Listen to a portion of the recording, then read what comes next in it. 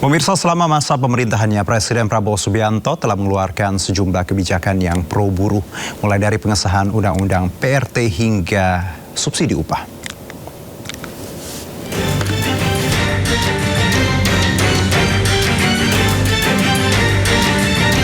Hari Buruh yang jatuh setiap tanggal 1 Mei menjadi momen pengingat akan pentingnya kesejahteraan buruh. Pemerintah pun terus berbenah dan mengeluarkan sejumlah aturan yang berpihak kepada buruh. Pemerintah telah menaikkan upah minimum 5 hingga 8%. Pengemudi ojek dan kurir online juga mendapatkan bonus hari raya. BPJS bukan penerima upah mendapatkan diskon 50% iuran jaminan kecelakaan kerja dan jaminan kematian. Bagi yang kehilangan pekerjaan, negara hadir melalui jaminan kehilangan kerja dengan uang tunai sebesar 60% upah selama 6 bulan. Bantuan subsidi upah bagi 15 juta pekerja. Pemerintah juga membuka jalan karir baru dengan membuka program magang nasional. Pemerintah juga mengeluarkan Undang-Undang Perlindungan Pekerja Rumah Tangga yang mengatur standar hubungan kerja yang adil antara pekerja rumah tangga dan pemberi kerja. Tak hanya itu, rumah subsidi untuk pekerja juga telah didirikan untuk mempermudah mobilitas buruh. Meski masih banyak masalah buruh yang harus diselesaikan, namun Presiden Prabowo terus berusaha memberikan yang terbaik untuk buruh Indonesia. Usai pidato peringatan Hari Buruh, Presiden Prabowo Subianto memberikan kejutan unik ke buruh yang hadir di Monas.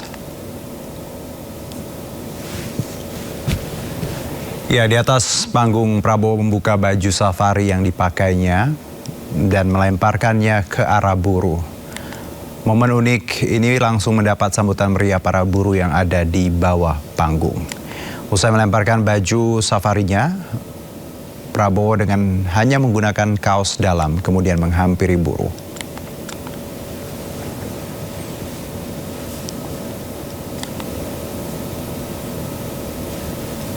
Dalam aksi May Day hari ini, ribuan buruh menyuarakan 11 tuntutan kepada pemerintahan Presiden Prabowo Subianto. Mulai dari tolak upah murah, hapus outsourcing, reformasi pajak, hingga antisipasi PHK besar-besaran akibat konflik di Timur Tengah.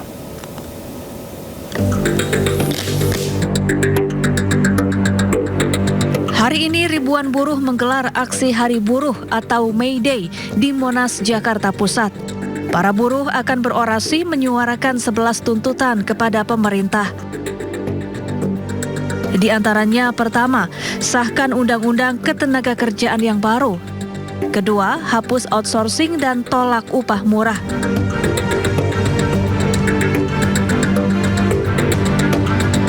Ketiga, antisipasi potensi PHK besar-besaran akibat konflik di Timur Tengah. Keempat, reformasi pajak, diantaranya dengan menghapus pajak tunjangan hari raya, pajak jaminan hari tua, pajak pesangon, dan pajak jaminan pensiun. Kelima, sahkan Undang-Undang Perampasan Aset. Keenam, antisipasi PHK industri di bidang tekstil dan nikel. Ketujuh, antisipasi PHK industri semen. 8. Ratifikasi Konvensi ILO nomor 190 tentang anti kekerasan pada pekerja perempuan di tempat kerja. 9. Turunkan pemotongan tarif ojek online menjadi 10%. 10. Revisi Undang-Undang Penyelesaian Perselisihan Hubungan Industrial yang lebih adil pada buruh. Dan ke-11, angkat guru dan pekerja honorer menjadi ASN, bukan sebagai P3K. Presiden Konfederasi Serikat Pekerja Indonesia sekaligus Presiden Partai Buruh Said Iqbal juga menyebut aksi buruh hari ini akan berjalan damai dan penuh sukacita. Tim Liputan iNews melaporkan. DPR membuka pintu bagi sejumlah organisasi buruh yang ingin menyampaikan tuntutan secara langsung di gedung DPR RI. Sebelum Aliansi Gerakan Buruh Bersama Rakyat atau Gebrak menggelar aksi May Day hari ini. Dalam pertemuan tersebut, pemerintah dan DPR sepakat akan membentuk Undang-Undang Ketenagakerjaan baru di akhir 2026.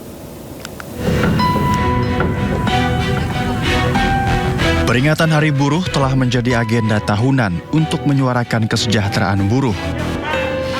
Di Indonesia, sejumlah tuntutan yang berkaitan dengan keadilan dan kesejahteraan buruh terus didengungkan.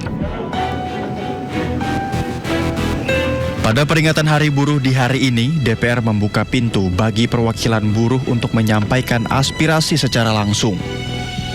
Pertemuan yang dihadiri sejumlah pimpinan DPR yakni Sufmi Dasko, Saan Mustafa, Habibur Rahman dan beberapa pimpinan lain mencetuskan satu pernyataan terkait kesepakatan pemerintah dan DPR untuk melaksanakan putusan MK dalam membentuk Undang-Undang Ketenagakerjaan baru di akhir 2026. Nah, mungkin saya agak menanggapi sedikit tentang Undang-Undang Tenaga Kerja. Tadi juga pemerintah dan DPR sudah sepakat bahwa paling lambat akhir tahun ini kita melaksanakan keputusan Mahkamah Konstitusi untuk membentuk Undang-Undang Tenaga Kerja yang baru. Nah, sebenarnya lambat atau cepat dari undang-undang ini sebenarnya tergantung dari kawan-kawan buruh sekalian, karena mungkin Mas Sunar, Bung Sunar pada waktu pertemuan kita di halal bihalal atau silaturahmi dengan Apindo kan sudah ada kesepakatan di situ. Ini organisasi buruh dan Apindo itu akan duduk untuk merumuskan apa-apa yang akan kemudian dibahas di undang-undang.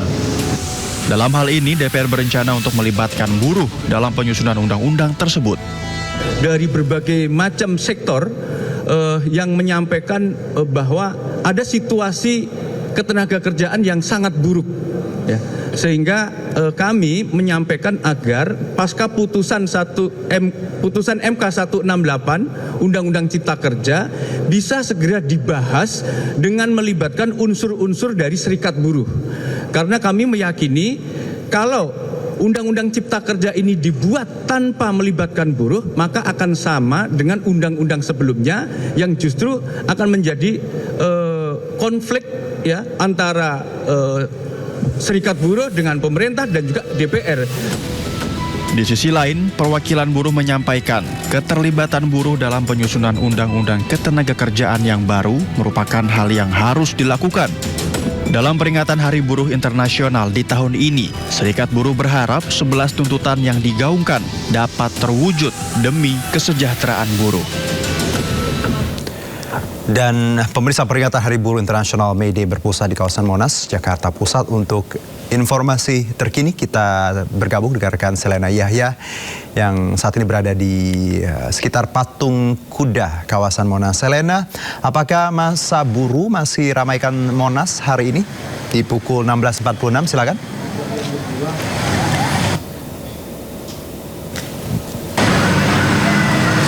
Juno dan juga pemirsa, dapat kami informasikan berdasarkan pantauan kami sejak pukul 15 sore ini memang masyarakat atau buruh yang melakukan aksi di Monas ini sudah berlangsung untuk bergegas meninggalkan Monumen Nasional, yang dimana memang di belakang saya sudah banyak sekali bis yang mengantri yang hendak mengangkut para buruh untuk kembali ke daerahnya masing-masing.